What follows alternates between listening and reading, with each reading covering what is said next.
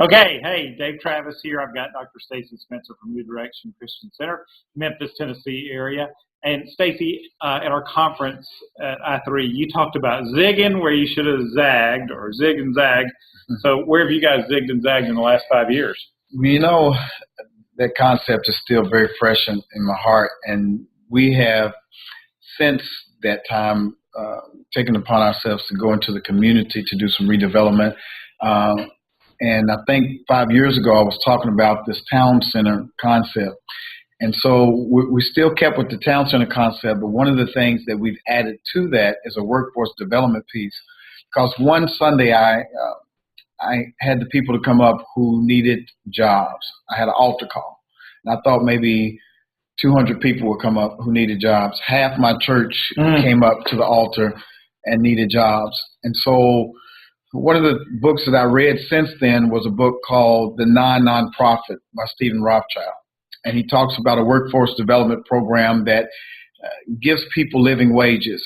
And part of the struggle we had as an urban church is that we had people coming, giving their lives to Christ, but didn't have any means to sustain their life, to make a living, if you will. And so it's been said, if you teach a man how to fish, he'll eat for a lifetime, but what happens if he has no pond?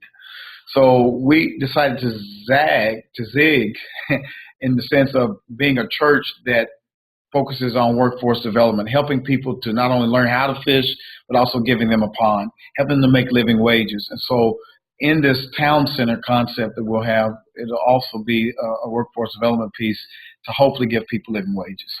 Very good. Now, personally, 5 years ago, where were you? What's happened in your life? Anything else people need to know about you? 5 years ago, I was blowing and going.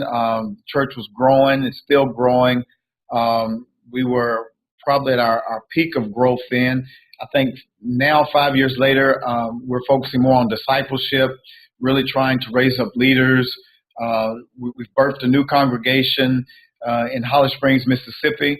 And I had a health scare in December. I had adrenal fatigue.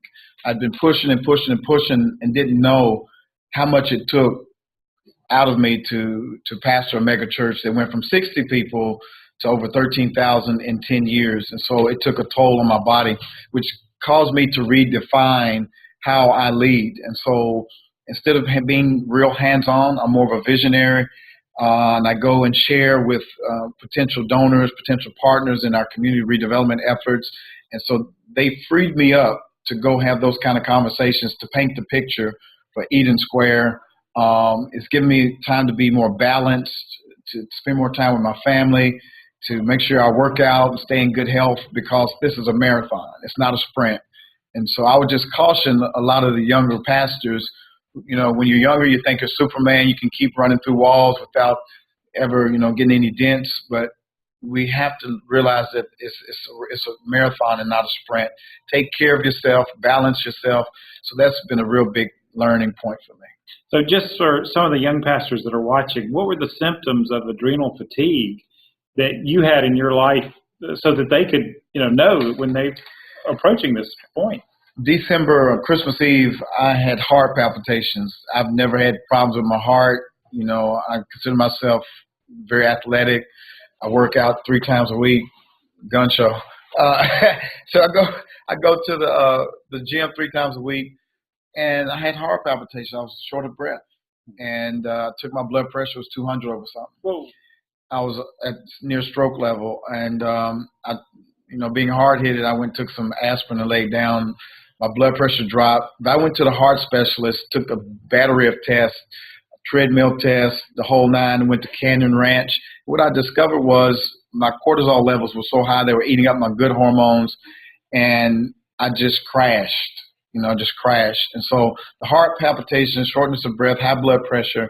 But now I'm not on any blood pressure medicine. I didn't have to take any kind of other alternative medicine. I just focus on working out more, sleeping more. I go to sleep before 11 p.m. every night, because if you don't, it tells your body to stay in fight or flight, which causes you to deplete your good hormone levels. So I take a supplement called, melatonin. I take melatonin because what was happening, Dave, is I was staying up at night thinking about what's the Everything next going meeting? on in the church.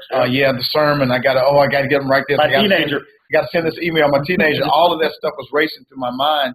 And my doctor told me, she said, you're like a caveman who's listening for the twig to pop so you can jump up and fight the lion. So I was getting about 3-4 hours of sleep, and my testosterone levels were not rebuilding. And so it's very important that you have balance, take care of your health, eat right. I'm on a gluten-free diet now, eating more fruits and vegetables, working out 5 days a week. And so in order to maintain the level that it takes to pastor a mega church and do all the things I'm doing, I've got to make sure I'm taking care of my health. Absolutely. Okay, now you know the signs of adrenal fatigue. I hope it doesn't happen to you, but that's why every pastor needs a checkup every year, in my opinion. So thanks for joining us, Stacy. We're out here at the What's Next Leadership Community in San Diego today. So thanks for taking the time to record this message for